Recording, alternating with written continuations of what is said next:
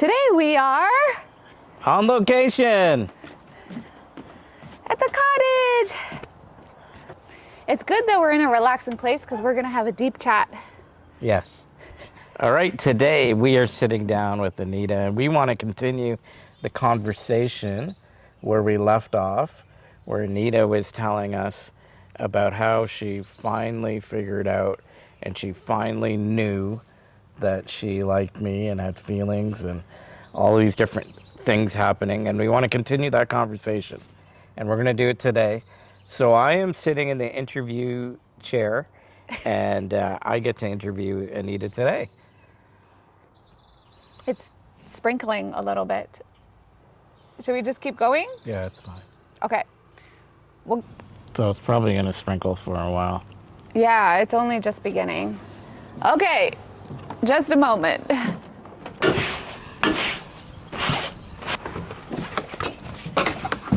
Oops. Testing. Here we go.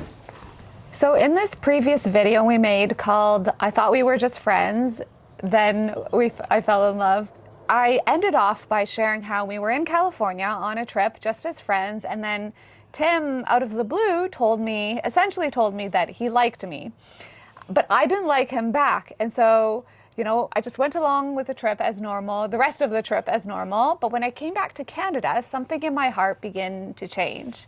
I felt this little nudge, which I would call a nudge from God, of, why are you resisting so hard? So what happened is when I came back, we were still kind of texting as friends as normal. And, but I had this feeling that because I had told him, essentially told him, I just want us to be friends. I consider him a friend. I didn't want us to text so much. I was like, we need space. So I got my sister to help me craft a very diplomatic but firm text message, that was this long, that said, basically, I really respect you and appreciate you as a friend, but let's just be friends. And it was a long, thorough message, but I didn't send it right away. I had this message written out. We could probably dig it up and find it in our WhatsApp. And in those, there was probably 3 or 4 days where I didn't send it. And I just had this little whisper start to come into my heart and mind that said, why are you resisting Tim so hard? Why are you going to such great lengths to push him away? Because this wasn't the first time that I sent Tim a long text saying, let's just be friends. That it actually happened 2 or 3 other times where he was kind of sending me he was getting a little bit more friendly. When you can just tell somebody's using a little more emojis, or he would send me random pictures of plants. And so more than once I had kind of told him hey, let's be friends, and then just kind of quietly backed off. This is probably over the course of a year. Or more. And so, but that trip where he told me he liked me, now I had to send an extra long text saying, let's be friends. And then, I just felt this nudge saying, why are you trying so hard to resist him? And when I first kind of heard that voice internally, it wasn't like an audible voice. It was just an impression in my heart. I knew that I need to listen to this. And I could feel first I got defensive. I said to myself, or to this voice, to God, I'm not pushing him away. And then it was well, look at this long message you've put together, where I had to craft, every phrase, every sentence to try to get that message across. And that was the beginning of what started to change in me. Just that feeling of that voice, why are you resisting Tim so hard? Why are you trying so hard to resist him? So I send that text to Tim. And then, he just I think he just kind of backed off after then. Yeah. And then what happened is I went to go read this book by Nick Vujicic. Okay, I'm messing up the last name again, but he's a motivational author and a speaker, and he was born with no arms and legs. He's been famous since his 20s. He's got multiple books he's written, and I knew that he had been married. And so, as I'm crafting this text, I've sent it to Tim now. I just had this feeling I need to read this book that he's written by his wife called Love Without Limits. because I remember seeing the cover. His wife is beautiful. She's a mix of Japanese and Mexican. And, you know, anyone who would see that would kind of wonder, like, how does that work?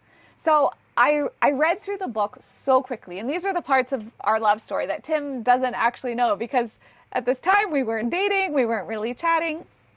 So I think I read through this book. I think I got it on a Thursday and I was like done by Saturday or Sunday. I just sped through it because something in my heart knew, like, I need to know what is the love between these two people and how did they make that decision?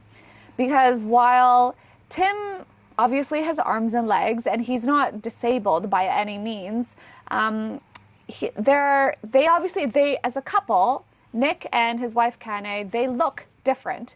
And I wanted to know how his wife processed that, how she made that decision, how she overcame her own hurdles. And so there were a couple of moments while I was reading that book that really started to change my heart. And reading that book was the turning point for me, because it made me realize that the things that Kane admired in Nick, I also admire and love in Tim. So it was things like, you know, he has an amazing personality. He's so warm, so kind, and so caring. He's also just like an admirable person. Instead of seeing his challenges in life as something that held him back, Nick reached out and he ended up becoming a motivational speaker. And Tim has started this international water charity that he loved and he devoted his life to. And as Tim and I had been friends for like a year and a half, 2 years by then. So I saw everything in how Tim lived his life. Like, I knew he can drive, he can cook, he can take care of himself. It wasn't like he needed help in any way. Like, maybe he's not as tall as some people, but anything that a tall person could do, Tim could do. And so reading that book, I realized that I liked Tim. And then there were just multiple moments in that while I was reading that book that I knew that highlighted for me that, like, it doesn't matter if the person isn't doesn't necessarily look the part. Who they are as a person matters so much more. Tell us a little bit about, in that moment you're going through that process, you know, who did you share? You mentioned your sister. You wrote the email with anyone else? Anyone else you talked to? So my sister was the only person who helped me with these texts. Okay. And she did it, like, she was very nice about it. You know, I don't think she ever suspected that I liked Tim. I think because I kept telling her how Tim likes me and I don't like him back. So can you please help me? So she was very much on my side. There are some moments from the book, though, that I want to share more about. Sure. Before we move on. Yeah. Okay, so I've told you guys the story of this beautiful line that Kane wrote. And it's when she was deciding whether or not she should be with Tim, someone said this to her: he might not be able to hold your hand, but he can hold your heart. And because Nick has no hands, he physically cannot hold her hand. But he obviously is someone with a really big heart. And of course he could hold her heart. You know, we can only imagine the kind of love and care that he provides for her. And so when I read that sentence and I connected it to Tim, I knew that is exactly who Tim is. Tim is someone, he can obviously hold my hand. He had not yet ever held my hand, so I didn't actually know what his hand felt like. But I knew that he could hold my heart because he actually already did. He was someone that I felt so comfortable with sharing my thoughts, my dreams, my visions. You know, he understood my work. He's a great listener. He's just such a caring person. So he really already held my heart. As a friend, sometimes you just meet people and they feel like a kindred spirit, right? Whether male or female, they feel like they've been through things in life. They understand the world the way that you do, and they can relate on a deeper level, not just like, oh yeah, I've had that happen to me, but like, yeah, I've been broken. I've had my heart broken that way, or, you know, and so they see the world differently. And so because Tim and I have both spent time in Africa and we had seen poverty, and kind of that had been one of the things that shaped the course of our lives, he really understood me. So, so in many ways, I had already shared my heart with Tim as a friend. Not my I didn't share any feelings because I hadn't, but I had shared my heart in terms of, he knew the things that I dreamt of, you know, the things I wanted to build. He understood my creativity. We had already worked together a little bit because I had done some work for his charity with photos and with content and with a gala. And so I really understood that. So that was one piece of the book that gave me like a green light. Like, yes, Tim is someone who could hold my heart. But then there were these other things that I had to process through myself. So Kane, in her work before meeting Nick, she was a nurse.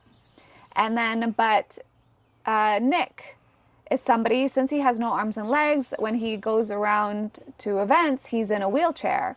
And now he has special wheelchairs now so that he can be at like a regular person's height. So they're not like sitting level wheelchairs, it's like stand-up level wheelchairs. But he obviously is someone who needs a lot of physical care. And in the book, I got the sense that since she was a nurse, she didn't mind the physical care part of him, and Nick is somebody who needed physical care. In that respect, the two of them match. But Tim and I don't have that same dynamic because he doesn't need me to like physically care for him. I'd seen how he can care for himself. Like for the most part, I knew that Tim could do everything that needed to be done. But there were some things, like he can't reach an overhead cabin in an airplane. He always gets somebody to help him stick the bag up in the overhead cabin. In his house, he doesn't use his upper cabinets much because he can't reach them as well. You know, and even in like on a bookshelf, he can't reach the upper cabinets. In a linen closet, he can't reach the upper cabinets. Yes, he could use a step stool and things, but they're not used as much because he wouldn't use those parts of a house as much because he couldn't reach them easily. But things like that in the grand scheme of life, like they didn't actually bother me that much as I thought about it. And I could see how Kenny and Nick, it was like God designed their personalities in such a way that even the fact that she saw physical caretaking as a form of love and he needed that, but he was successful in his career already. He was already a motivational speaker, traveling the world, written many books, so he obviously could financially provide for her and their family.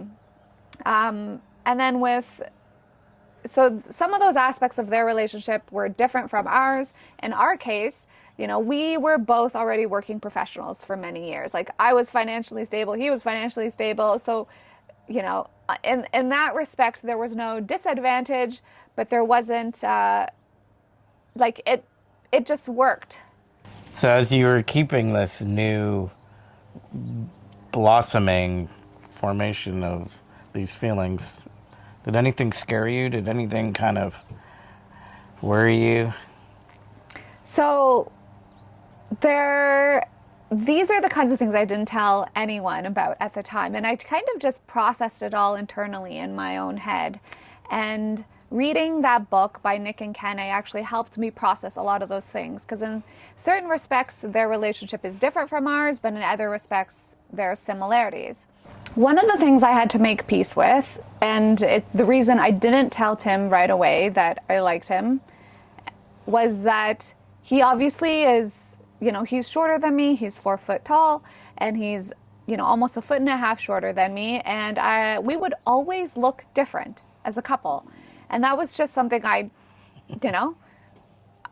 just was a little bit in shock because I wasn't sure what to do about that. Like through reading that book, I knew I had some feelings for Tim and that I liked him as a person, but I hadn't figured out what it would mean to be a couple with him. Because we had been friends this whole time, right? There was never any vibes of dating. And so I didn't know what it's like to date Tim. I only knew what it was like to be his friend. And when you're friends with someone, it doesn't matter if if they stand out a little bit, like that's their thing. It's, they can be express their individuality and be an individual. But if we were a couple, people would we would just always look different. And it wasn't that I couldn't accept it. It was actually just more, I had never seen it before. Like, I don't know about you guys, but I had just never seen a couple with like a full-sized, like a full size, I mean like a regular heighted female and then a short man. And even if it was like a little bit shorter man, the guy was like, 2-3 inches shorter, or like 6 inches shorter, not like a foot and a half shorter. And I didn't know how it would work and how to process that. And so there were some things that I had to like think about myself, which is like, am I going to be okay if we are forever going to be a couple that if we become a couple, we will always look different. We will always stand out. Our photos will look different, and even like growing up or, because of the movies, I always imagined that I would look up into the person's eyes of the person that I love. Like there's 1,000 movie posters where, the female has her chin slightly up and she's looking up at the guy and the guy's looking down at her. And it's a sweet moment. But that would never happen for Tim and I. Now, mind you, we have discovered plenty of other adorable ways that we snuggle now, and we have made some videos about that. But this is like, before we ever dated, we had never kissed, we had never held hands. All we had ever done were side hugs, right? Tim would do these side hugs with people. So Tim and I had only ever side hugged. So I didn't really have any sense of what it would look like to be with him. So actually, this was something that I would say in the following few months, it took me a little while to kind of figure out and wrap my head around what exactly we would look like as a couple. And by then we were already dating and Tim helped me a bit. But there was one thing that I knew about Tim that actually made it easier for me to imagine our lives together. And this was the fact that I knew that you enjoyed public speaking. I knew that he had no issues being a public figure. And I know that he had shared his story before. So he had shared, his journey of starting this international water charity. That sort of like soul searching journey was something he was open to sharing. And that he was big on inspiring and encouraging people. Like, he was never somebody who pitied himself and was like, oh, poor me. He was very much somebody who wanted to uplift others. And that's also who I was.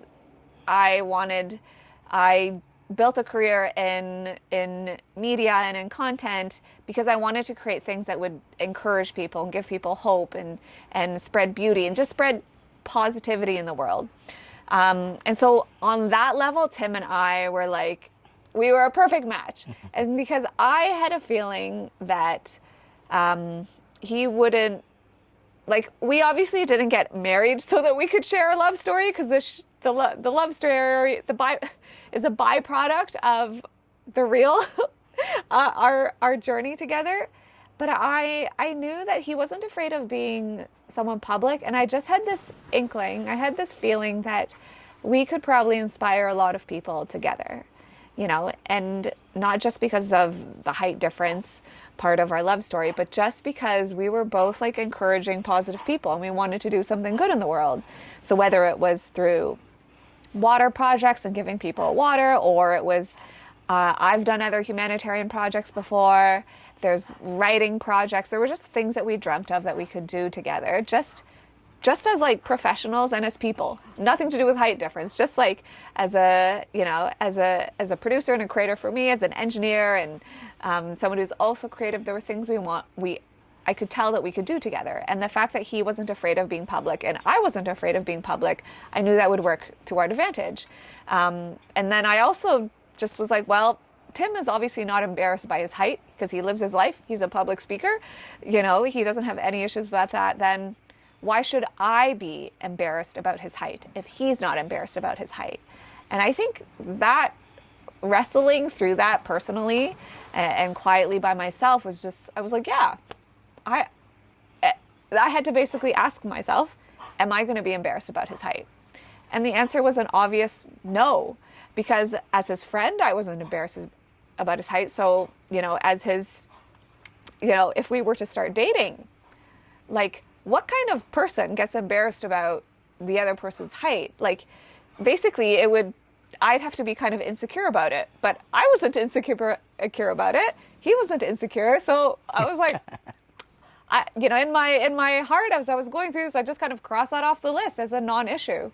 Like, I guess we will just embrace the height difference.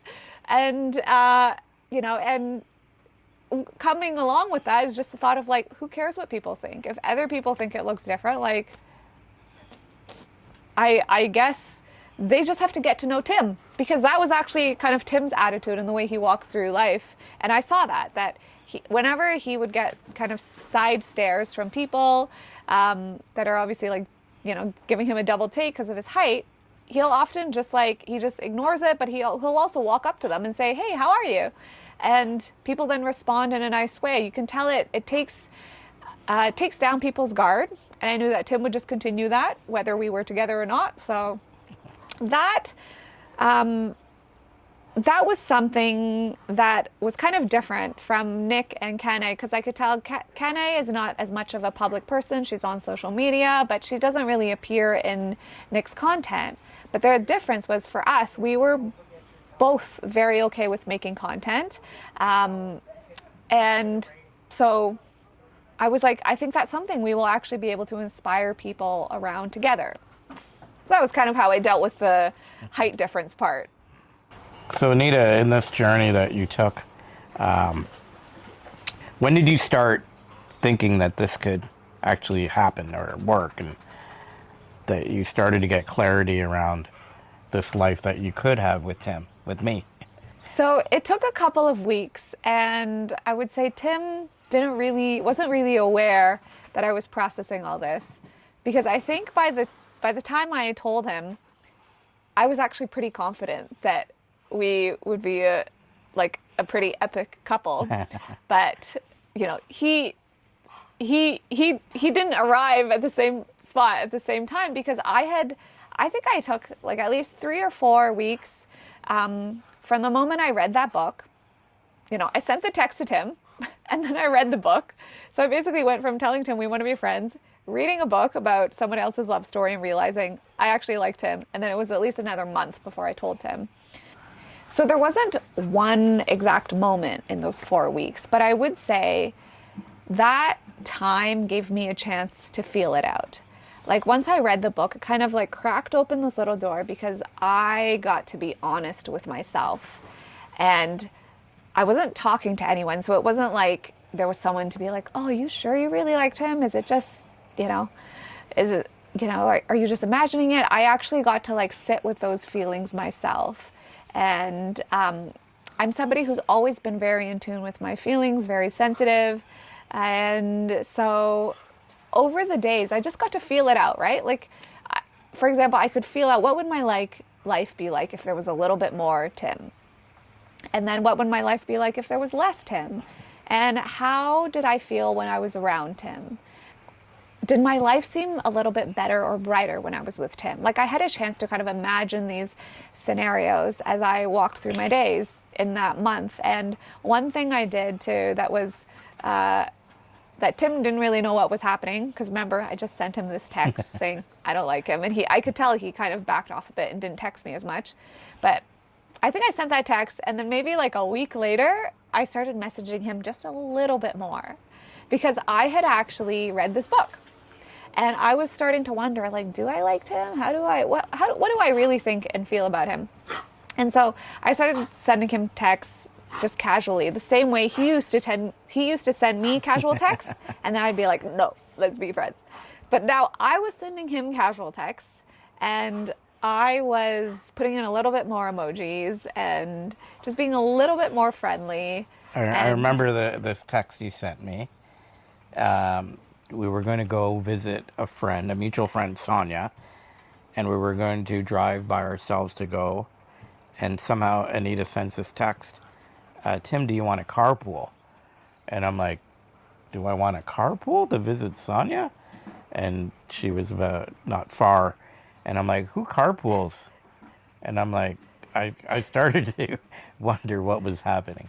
Yeah, so that's an example of my increasing friendliness towards Tim, that he was like, what is happening? And I could tell he was a little bit like, what's happening? But I was like, I knew I didn't want to tell him yet. I knew I actually just wanted to feel it out. And, and Tim being the patient, steady person he is, I knew that he probably, and he had already told me once that he liked me, so I knew he wouldn't be like, he wouldn't confront me about the fact that I was being friendly. He would just kind of go along with it. But going along with it also gave me a chance to feel out, because, okay, are my feelings real? Like when I sit in the car with him, how do I actually feel? When I'm just chatting with him as a friend, now that I'm aware that I think I have feelings, how do I feel? And through all of that, I became sure that, I did like him, and that, and I just became more and more confident that he's someone really special, and I don't have a good reason to turn him away or to turn him down. And through that book, God just spoke to me, and I felt like God was saying, why don't you just, what if you just gave him a chance? And you just saw what would happen. And I knew already that Tim is a very devoted and committed person. So I knew that, and he really cares for the people around him. He cares for others.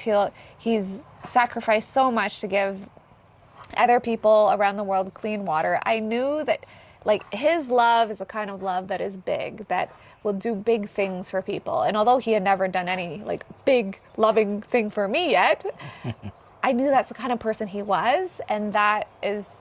And I loved that about him. I loved that about him as a friend. And I just was like, I think he would be a very, loving person to spend my life with. So now let's talk about your belief in God and the journey of how you kind of took this process to God, and kind of what was that for you? Yeah. And you're speaking to God and praying to God, and what was that for you? Yeah, so I mentioned that, when I got that first nudge, which I felt like was from God saying, why are you resisting Tim so hard? I felt like God was giving me the time and space, and just in this very gentle, loving way that God can do, saying, what if there's actually something to Tim? And for me, God is like that loving voice of wisdom that we all have access to. One of the ways I hear from God is through these impressions, or these hunches. I can hear from God when I'm reading a book, which obviously happened. It's just certain text just illuminates to me. I can hear from God when I'm watching a movie, when I'm on a plane and my mind is clear, when I'm listening to music, when I'm going for a walk. I think the two most clear ways that I feel like I hear from God are just these impressions that I get, and also when I'm reading, which is why I love reading and also love writing, because that's also a way that God speaks to me. But it's in somebody else's words, or in the process of taking all these kind of floating feelings and thoughts and putting them into words and seeing them on a page. They give me a chance to be I've externalized the thought and feeling, and I'm does something about this ring true to me? And during that 4-week time before I told Tim, I did a lot of that. I think I even went back to certain pages in that book from Nick and Kene and reread some of the key questions that she asked herself. As she was deciding if Nick was the person for her, I asked those questions. I actually did go back to those pages, and I asked myself, do I really feel that way about Tim? And it just kind of reassured me. And that consistency of the feeling, of the impression, and of the voice is one of the ways that I felt like I chatted with God consistently over that time. And that's part of what gave me the certainty. Because I also knew that Tim really followed God and had a deep relationship with God and spoke to God and heard from God. So I knew that Tim was somebody who was very grounded, and we have, and he's also really like understood my faith journey, which has had its ups and downs, and a whole other time we'll make videos of our testimonies and sort of our journeys with God. But I knew that this was something that we stood on the same side. We both had a good relationship with God and got a lot of like truth in our lives, in our relationship with God. So one of the things people might wonder is what exactly were you, and we see it in the comments a lot, what exactly were you praying? Give us an example. Like, what were you praying to God? Yes, actually, it's good you mentioned this, because the one, so there's different categories or different things I had to think through when I was deciding if I should tell Tim that I like him, which I knew would probably spark us dating. So obviously I had to figure out the whole physicality thing. What does it look like for us to be a couple? What does it mean for us to be a couple physically in other people's eyes? What does it mean in my eyes? Then there was, what is the feeling and impression I'm getting from God? And then there's like, okay, part of that conversation was like, what is it like what have I actually been praying to God for in a partner? And so long before I met Tim, I, like many people, had quietly accumulated a list of characteristics that I wanted in my future partner. And usually people's list is made up of physical things, right? So 6 foot tall, handsome, 6-pack, tall, dark, and handsome. And I never really, I don't know that I ever wrote a list, but I definitely had a list in my heart. And the physical stuff was never really a part of that. Because on one hand, I just kind of assumed God would give me someone who was tall and handsome. But I also grew up in a family that really taught me the value of our inner character. So my parents are pastors, and so from a young age, they taught us to value things like humility and like respect and caring for others, serving others, being a person with character, a man of God, and like so many important Christian values like love, joy, peace, patience, somebody who was like grounded and mature. And so I already had those values instilled in me, and I knew what it was like when you meet someone who's genuinely kind and has a sense of character and a sense of who they are, not just like, there's not just like they look good and that's all they know how to do is go to the gym and work on their 6-pack. Like, part of it just like with age, you meet enough people that you kind of know, you get a sense of what people are like pretty quickly. But my list consisted of a couple specific things that I don't know that I ever really told anyone this, but on one hand, like, I wanted someone kind of entrepreneurial, like somebody who was bold and visionary and who was a builder, because I knew I want to build things in life. I am building things in life. I was somebody like after I finished business school, instead of going to get, I'm going to get a drink. Okay, and I'll start to wrap it up after this. Yeah, perfect. Like I was someone, after I finished business school, instead of going to get like an easy, like good paying corporate job, I actually traveled the world and tried to start an online business and went on this whole entrepreneurial journey and just like threw myself at it. And I'm a very creative person. So I wanted somebody who could kind of match that visionary, bold builder part of me. So I used to tell someone okay, so that was one part. The other aspect is I also wanted somebody who was like really grounded and earthy and like kind of okay being a hippie with me, because there's another aspect of me that is, I've spent many months in the a lot of time in the backcountry in Portugal and in Hawaii, and there's a part of me that would be happy just like being a tree hugger and a hippie and living off of the land with some chickens. And I also wanted somebody who was like, the way I would describe it, somebody who was capable of making a lot of money with me, that we could like really build it. For example, a really big, meaningful business, but also somebody who didn't care about money, somebody who was like, would be happy, that I would be happy to be poor with, somebody who would be happy to give it all away with me, right? So like somebody who could hold a lot of money and also give a lot of money away. And at the same time, somebody who didn't care about money, who could be like a hippie with me. So even I remember asking God for those things, and kind of God like kind of chuckling back with me, if you can imagine that, saying like, you do realize you're kind of asking for like polar opposites. You're asking for a CEO and you're asking for a hippie. And usually those things don't go together, right? People are either in the city making their big bucks with the banks, or they're actually hippies and they're playing ukulele at the corner store.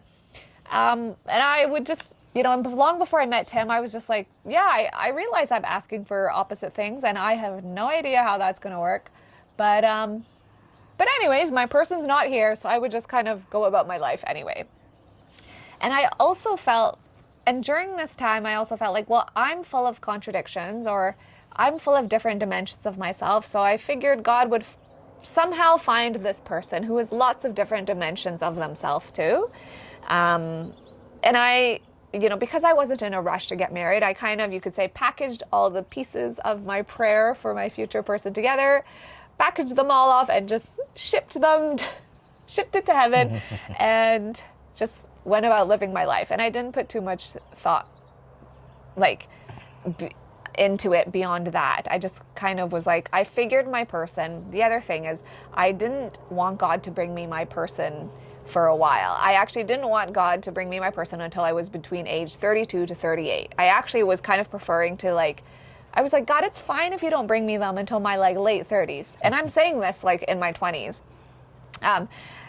Don't bring me this person for another decade. I'm fine. Which is another reason why I wasn't really looking, but I had my list, and I had the sense of what kind of person I wanted to build a life with. So that by the time I'm in this, I'm thinking I've met him, I've realized I liked him, and I'm in this window. Do I tell him I like him? What happens if we start dating? In that 4-week window before I told Tim, I had time to think through, I had time to chat with God and remember that interesting list of characteristics, right? I wanted somebody who could be a CEO and who could be a servant. I wanted somebody who could build, but who could also sit with the broken. And I saw all of those things in Tim. And this was all happening internally in my own heart. And I kind of liked it that way, because it gave me this sense of quietness and certainty. I'm somebody, when I have something big to think through, I don't want to talk to anyone about it. I actually want to sit with my journal for 4 hours and hash it out by myself with God and books and just reflection and journaling. And so that's what I did. And in that process, I realized that okay, Tim actually checks off all these boxes that I had been quietly asking God for all these years. And the more that I pondered that, the more that I just knew that I think Tim is the one for me. And the cherry on top was that at this time, I think I'm 31, or just about to turn 32 soon.